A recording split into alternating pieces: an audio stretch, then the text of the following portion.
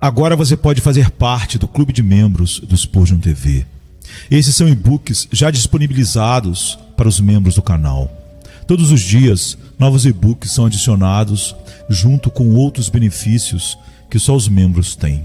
Sendo um membro, você passa a ajudar no crescimento desse ministério, tanto na quantidade do que podemos publicar, como na qualidade do material. Nosso propósito é, juntos, atingirmos o maior número de pessoas com solo escritura. Seja um membro do Spurgeon TV. A vossa tristeza se transformará em alegria. João 16, 20. Nosso Senhor era muito honesto com seus seguidores quando qualquer um se alistava sob sua bandeira. Ele não disse que eles achariam um trabalho fácil se o aceitassem como seu líder. Repetidamente, ele deteve alguns jovens espíritos entusiasmados, ordenando-lhes que calculassem o custo, e quando alguns disseram que o seguiriam por onde quer que ele fosse, ele os lembrou de que, embora as raposas tivessem covis e os pássaros do céu tivessem ninhos, ainda assim ele não tinha onde reclinar a cabeça. Ele nunca enganou ninguém. Disse toda a verdade a eles e poderia dizer-lhes honestamente: se não fosse assim, eu vos teria dito.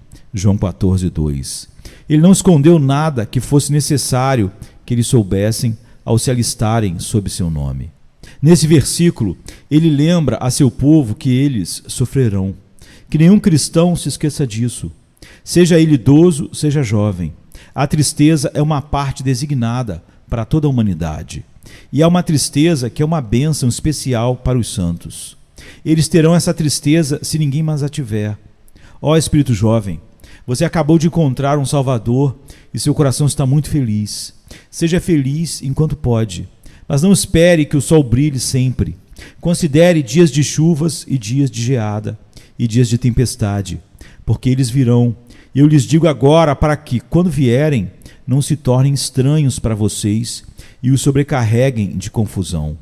E ó Filho de Deus, você tem prosperado por muitos anos. Você andou na luz do semblante de Deus e o Senhor fez uma cerca ao seu redor e de tudo o que você tem, até que você prosperou na terra como patriarca da terra de Uz. Lembre-se de que, assim como vieram para Jó, dias maus virão até mesmo para você. E espere por eles, porque no mundo tereis aflições, como está em João 16, 33. Esta parte da herança dos filhos, a saber, a vara, com certeza, cairá sobre você se você pertence à família sagrada. Nosso Salvador, no verso anterior, não apenas diz a seus discípulos que eles terão tristeza, mas também os adverte de que às vezes eles teriam uma tristeza específica. Quando o mundo estivesse se regozijando, eles ficariam tristes. O mundo se alegrará, disse ele. Em verdade vos digo que chorareis e vos lamentareis. Verso 20. Agora, isso às vezes é difícil para a carne e o sangue. Não podemos compreender este mistério. O povo de Deus suspirando e os inimigos de Deus rindo. Um santo no montouro, com cachorros lambendo suas feridas, e um pecador vestido de escarlata e saindo suntuosamente todos os dias. Um filho de Deus suspirando e gemendo, castigado todas as manhãs, e um herdeiro do inferno fazendo o mundo tilintar com sua alegria. Essas coisas podem ser assim? Sim, elas são assim. E devemos esperar que assim sejam. E se interpretarmos esse mistério com os olhos da fé, o compreenderemos. No entanto, veremos Deus trabalhando mesmo nessas circunstâncias misteriosas e distribuindo o melhor aos melhores no final, e dando ainda o pior aos piores no futuro. Vejam que nosso Senhor, a fim de sustentar seus servos sob as más notícias da tristeza e de tristeza excepcional, deu-lhes duas reflexões. A primeira, ele colocou em duas palavras: um pouco. E aqui está toda uma riqueza dourada: um pouco. Quando as coisas são apenas temporárias, nós as toleramos. Se estivermos viajando e chegarmos a uma pousada desconfortável, partiremos no outro dia e, portanto, não faremos muito alarido a respeito. Se for preciso fazer uma operação demorada, mas o cirurgião nos diz que só vai demorar uns poucos instantes, nós nos submetemos a ela. Um pouco. Isso tira o extremo da tristeza. Se durar apenas 1 minuto e depois houver bênção sem fim advindo dela, Então nos gloriamos na tribulação e não a consideramos digna de ser comparada com a glória que será revelada em nós. Aflito filho de Deus, recomendo a você estas 3 palavras: mais um pouco. Te suplico que as enrole na língua como um pedaço de doce quando sua boca estiver cheia do amargor da tristeza. Mais um pouco. E depois desse pouco tempo, então será para sempre com o Senhor, como está em 1 Tessalonicenses 4:17. A outra reflexão que ele lhes deu para o seu conforto é a que é fornecida por nosso texto: vossa tristeza se transformará em alegria. João 16:20. Que Deus, o Espírito, nos dê conforto enquanto meditamos nessas palavras. Primeiro, irmãos, essa linguagem era estritamente verdadeira com respeito à notável tristeza que então se abateu sobre eles quando nosso Senhor falou. Você conhece o capítulo. O Senhor estava lhes falando sobre sua morte. Eles estavam sentados ao redor da mesa e ele lhes havia revelado o fato de que estava para ser entregue nas mãos dos homens ímpios e ser crucificado, e que isso os faria chorar e lamentar. Mas a respeito disso, ele diz: vossa tristeza se transformará em alegria. Nós temos também outra tristeza vindo disso, a saber, a tristeza de que nosso Senhor ressuscitado se afastou de nós, ressuscitou no Monte das Oliveiras e deixou sua igreja viúva. No entanto, essa tristeza também se transforma em alegria. Vamos falar então sobre essas duas coisas. Em breve vocês verão diante de vocês, irmãos, uma festa santa. Estamos nos preparando para esta noite, para nos achegarmos à mesa em que temos o pão e o vinho que celebram a morte do nosso Salvador. Observem ser um pensamento muito agradável que, para celebrar a morte de Cristo, não tenhamos uma ordenança cheia de tristeza. Não há nenhum lembrete que nos diga que devemos vir vestidos de luto, que devemos nos reunir para um funeral, que cantos fúnebres devem ser cantados, que cores escuras ou que representam a tristeza devem ser usadas. Pelo contrário, a ordenança que comemora e mostra a morte de Cristo é de alegria, se bem usada. Achegamo-nos à mesa e nos sentamos à vontade e comemos e bebemos, pois a morte que foi tão dolorosa se transformou em alegria. E seu memorial destina-se a apresentá-la não pelo lado triste, mas como é para nós, pelo lado alegre. Nossa tristeza está no símbolo transformado em alegria. Agora vamos pensar na tristeza da morte de Cristo por um momento. Foi uma grande tristeza vê-lo sofrer, tristeza indescritível vê-lo morrer. Mães que amam seus filhos, que espada teria atravessado seus corações se fosse seu filho pregado no madeiro? Irmãos que amam seus irmãos, que angústia teria dilacerado seu espírito se ele fosse seu irmão pendurado ali? Se fosse possível, o teríamos poupado da sede, o teríamos poupado da vergonha e da cusparada, o teríamos poupado dos pregos e da coroa de espinhos. Nunca podemos pensar em seus sofrimentos sem bater em nosso peito com tristeza e dizer: ai de mim, meus pecados cruéis, seus principais algozes foram. E ao olharmos para seus sofrimentos, perguntamos: por que o homem deve pecar e fazer o Senhor seu Salvador morrer? Quão amargo deve ser nosso pesar por termos nos desviado do caminho correto e tornado necessário que nossas más andanças fossem colocadas sobre a cabeça do pastor. Ai, que coisa indizível! Os eleitos de Deus assim multiplicaram suas transgressões e forçaram seu Salvador a ser ferido até a morte por causa deles. Lamentamos também outro pensamento, que na morte de Cristo o pecado pareceu por um tempo ter domínio sobre o bem. Lá estava ele, o homem perfeito, o defensor de tudo o que era verdadeiro e divino. Mas seus inimigos hipócritas, seus inimigos covardes, o caçaram até a morte, e não puderam se contentar até que lavassem as mãos no sangue dele. Quando vejo na cruz, parece que Satanás, a velha serpente, mordeu o calcanhar da verdade e a envenenou. Eu começo a tremer pela verdade e pela justiça quando vejo o puro e perfeito deitado no pó. Mas todas essas 3 tristezas juntas, por seus sofrimentos, por nossos pecados e pelo triunfo temporário do mal, são imediatamente transformadas na alegria quando sabemos que agora o Salvador terminou a obra expiatória, que ele é aceito por seu Pai, que ele esmagou a cabeça da velha serpente, que ele deu ao pecado e à morte e ao inferno uma derrota total. Irmãos, não há motivo para tristeza quando olhamos para a cruz agora, pois Jesus está novamente vivo. Agora, ele tem sobre si a glória que não recebeu antes, e não poderia tê-la recebido se ele não tivesse se rebaixado para vencer e curvado sua cabeça para a morte. O homem em Cristo Jesus agora está assentado à direita do Pai, exaltado muito acima dos principados e potestades e de todo nome que é nomeado. Ele vê o trabalho da sua alma e fica satisfeito. E em vez de lamentação pesarosa, dizemos: tragam o tamborim de Miriam mais uma vez e cantemos ao Senhor, porque ele triunfou gloriosamente. O cavalo e seu cavaleiro foram lançados ao mar. Todo o exército de seus inimigos ele afogou no mar vermelho do seu sangue expiador. Além disso, irmãos, somos vencedores agora. É verdade que nosso pecado o crucificou, mas nosso pecado se foi. O último ato do pecado foi a sua própria destruição. Ele derrubou a casa sobre si mesmo como Sansão e ali morreu. Nosso pecado foi eliminado pela morte de Cristo. Ele fez cessar a transgressão para dar fim aos pecados. Daniel 9, 24. E quanto à verdade e à retidão, elas também são vencedoras. Pois na cruz, a crise da grande batalha acontece.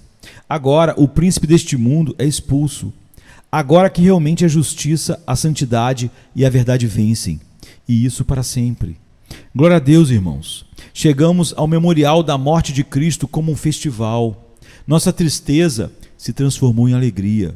E quanto ao nosso Senhor ir embora de nós para o céu, à primeira vista tem um aspecto muito triste. Deveríamos ficar contentes se ele ocupasse aquela cadeira esta noite e dissesse: tomai, comei, este é o meu corpo, como está em Mateus 26, 26. Ó, que multidão feliz seriam todos vocês que o amam, se ele se colocasse nesse púlpito hoje e mostrasse a vocês suas mãos e seus pés. Nós ficaríamos juntos nas soleiras das suas portas por uma semana só para vê-lo. Se ele tivesse seu trono em Jerusalém hoje, que peregrinação faríamos se pudéssemos chegar perto da sua pessoa abençoada e beijar o pó que ele pisou? Pois que precioso Senhor era ele. Ó, em nossos momentos de grande tristeza, se pudéssemos ver sua face apenas uma vez e aqueles queridos olhos brilhantes que parecem dizer: eu conheço as tuas tristezas, pois tenho sentido o mesmo. Aquele semblante abençoado que nos consolaria, embora não dissesse uma palavra, e diria a cada enlutado: eu ajudarei você, eu carregarei o seu fardo contigo. Não seria uma alegria vê-lo? Certamente eu ficaria feliz o suficiente em cessar meu ministério, e você poderia ficar feliz, por mais útil que você seja, em desistir do seu trabalho, como as estrelas escondem suas cabeças tolhidas quando o sol nasce. Contudo, irmãos, não há motivo para tristeza. Estou falando à toa por enquanto, pois nossa tristeza é transformada em alegria. É um grande ganho para nós não ter o Salvador aqui. E você vê como é? Ele disse: se eu não for, o Consolador não virá a vós. João 16, 7. Agora, é uma coisa mais nobre ter o Espírito de Deus habitando em nós do que seria ter Jesus Cristo habitando na terra. Pois, como sugeri, se ele estivesse na terra, nem todos poderíamos chegar até ele. Ele só poderia estar em um lugar por vez. E como os pobres seriam capazes de chegar onde ele está? E se ele perambulou por todo o mundo, ainda na ordem natural das coisas, é apenas de vez em quando que ele poderia ir a um lugar. Então, alguns de nós teríamos que ansiar por toda a vida para vê-lo. Contudo, agora o Espírito Santo está aqui. O Espírito Santo está onde quer que o cristão esteja. Não sabeis que ele habita em nós para sempre, diz o apóstolo. E embora não vejamos nada, isso é ainda melhor para nós. Uma vida de visão é para bebês. Viver pelos sentimentos é para pobres e frágeis recém-nascidos. Mas a vida da fé é para os homens em Cristo Jesus. E nos enobrece, nos tirando tudo o que é para ser visto e nos proporcionando andar após o invisível. Ainda que tenhamos conhecido Cristo segundo os padrões humanos, diz o apóstolo, agora não o conhecemos mais deste modo. Não temos Cristo entre nós segundo a carne. E estamos felizes por isso, pois agora a nossa fé é exercida e Deus ama a fé. E a fé torna os homens verdadeiros homens aos olhos de Deus, e os enobrece e os torna amigos de Deus. Pois quem foi amigo de Deus como Abraão, que creu em Deus? A fé, então, nos é muito mais útil do que a visão mais agradável. Temos motivos para agradecer a Deus porque Jesus se foi e o Espírito nos foi dado. Além disso, amados, Cristo pode melhor nos servir onde Ele está do que aqui. O que Ele está fazendo por nós lá na terra invisível? Ora, vocês não sabem que Ele foi tomar posse para nós? Foi adiante para poder dizer: este céu pertence ao meu povo. Vim aqui como seu representante legal e cabeça. No momento em que Ele colocou aquele seu pé traspassado nas ruas de ouro, Ele disse: estas ruas pertencem a todos os que remi com o meu sangue, a todos os que o Pai me deu, e eles as possuirão, pois eis que eu tomo posse disso. E visto que havia algo a fazer para tornar o céu adequado para nós, não sei o que era, que alegria ouvi-lo dizer: vou preparar-vos lugar.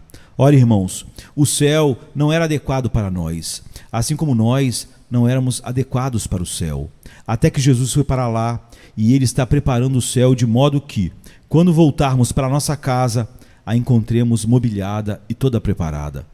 Quando Deus fez Adão, Ele não o fez primeiro e o suspendeu no ar até que o Éden fosse feito para Adão viver. Mas Ele fez o jardim, preparou e então fez o homem e o colocou lá. E assim nosso grande Senhor partiu a fim de tornar o céu adequado para nós. Mas Ele virá novamente e nos levará para si mesmo, para que nós também estejamos com Ele onde Ele está. Agora, por causa disso, estamos felizes por Ele não estar aqui. Nós confortamos uns aos outros com essas palavras e vemos o quão verdadeira era esta promessa dele: a vossa tristeza se transformará em alegria, aqui em João 16:20. Tristeza por sua morte, tristeza por sua partida do mundo. Essas duas tristezas agora se transformaram em alegria. Façamos uma pausa e mudemos de assunto. Vejo diante de mim ainda a preparação para a festa, para a ceia, e, portanto, deixe-me lembrá-lo de que, ao ir àquela mesa, experimentamos uma transmutação de emoções espirituais em relação a Jesus. Eu vou mostrar a você o que quero dizer. Algum tempo atrás, o Senhor nos deixou com fome e sede de justiça. Não podíamos mais estar satisfeitos com o mundo. Passamos a sentir-nos péssimos. Nosso coração ansiava por algo. Outrora, ficamos muito contentes com as alegrias do presente, mas de repente ficamos insatisfeitos e sentimos um desejo que nunca havíamos sentido antes. Você não se alegra porque quando se senta a esta mesa, vê que há pão para comer e vinho para beber, emblemas do corpo e do sangue de Cristo.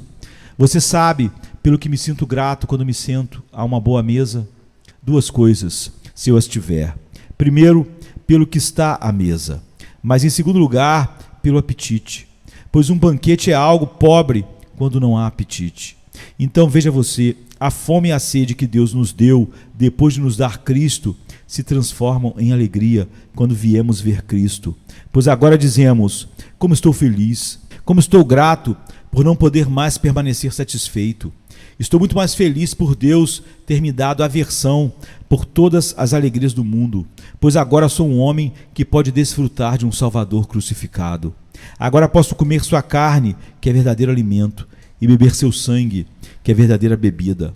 Pois bem, ao mesmo tempo em que sentíamos a nossa fome, tínhamos outra tristeza, a saber, que famintos como estávamos, não tínhamos uma casca de pão em casa. Não podíamos saciar a nossa própria fome, não importando o que fizéssemos. Percorremos o mundo para tentar encontrar algo que satisfizesse nossas necessidades, mas não conseguimos encontrar absolutamente nada no mundo. As cascas de vegetais que satisfazem os porcos não nos satisfariam. Queríamos algo mais. Sei que naquela época eu não tinha um centavo sequer em méritos, embora tivesse uma enormidade de pecados. Tentei orar, mas minhas orações não podiam encher minha alma mais do que o vento.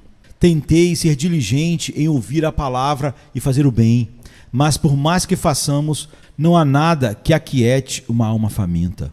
Todavia hoje, Ao ver aquela mesa e lembrar deste pão e vinho, ao imaginar Cristo crucificado, o alimento da alma, fico feliz por não ter recebido nada para comer, porque agora fui levado a alimentar-me de Cristo.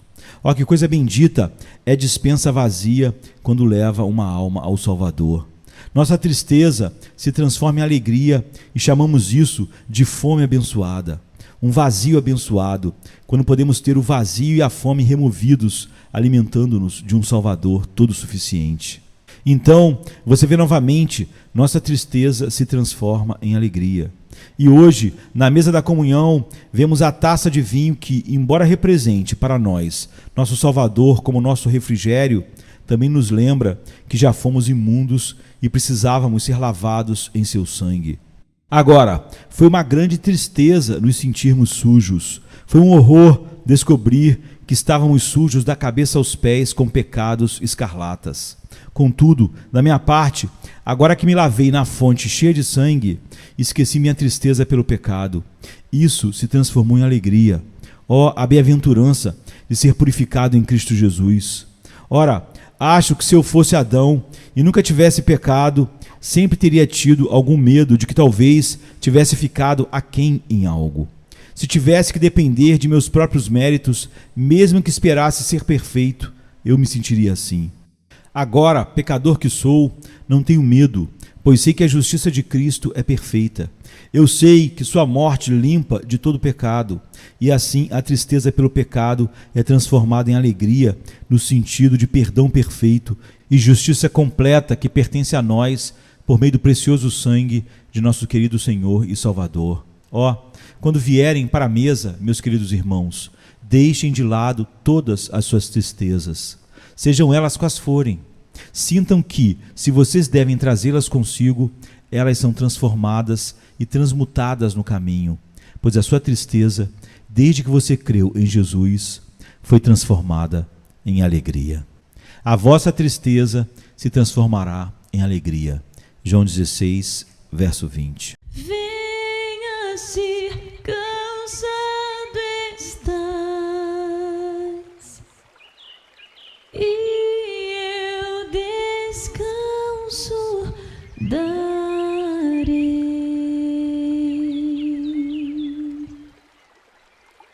Tu descansarás.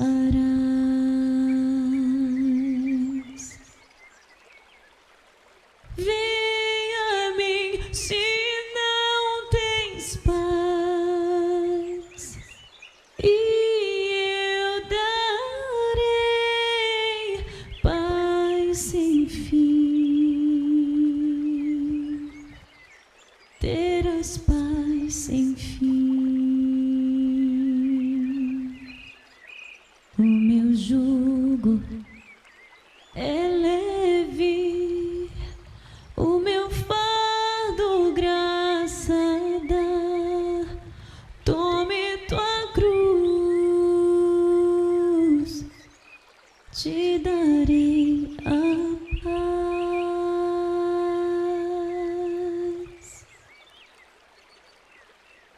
Venha o aflito e lhe darei paz, minha paz darei.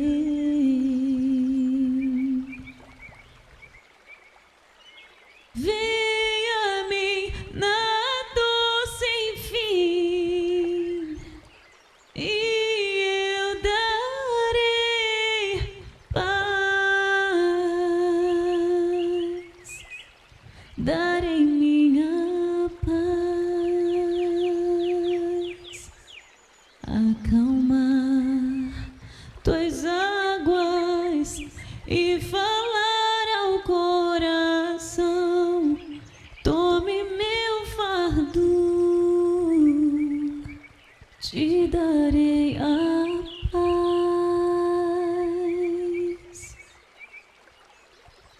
Venha a mim, venha a mim.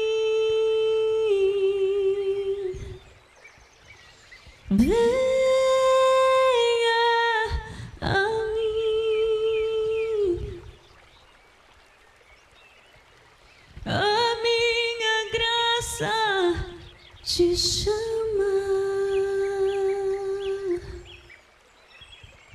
A minha graça te salva.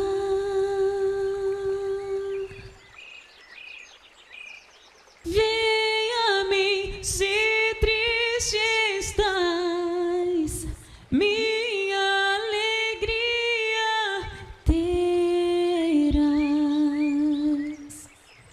alegria e paz.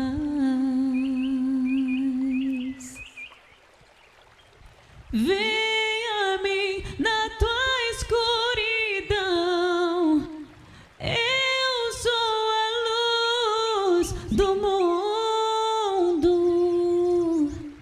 sou a tua luz. Voarás como águia, tua força eu serei. Tome a cruz, te darei a paz.